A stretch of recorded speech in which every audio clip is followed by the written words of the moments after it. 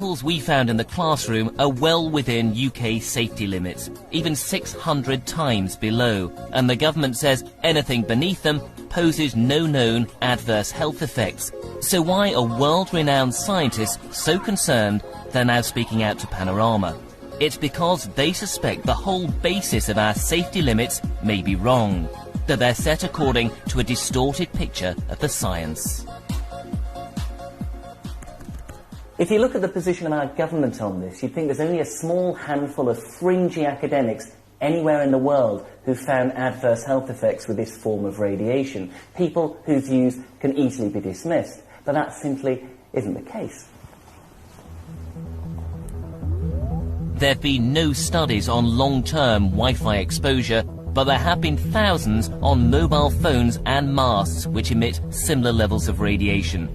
They include work by world leaders in the field. We spoke to some of them via the internet. From the University of Washington, Professor Henry Lai, a biologist respected by both sides of the argument. He's found health effects at radiation similar to Wi-Fi over 30 years of research. How many studies are there out there? And I would say there must be 2,000 or 3,000 at least.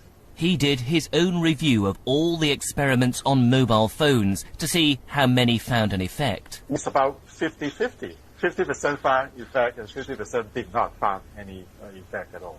Dr. Gerd Oberfeld from Salzburg, a government scientist who's calling for Wi-Fi to be removed effects at similar levels of radiation to Wi-Fi. If you go into the data, you can see a very, very clear picture. It's like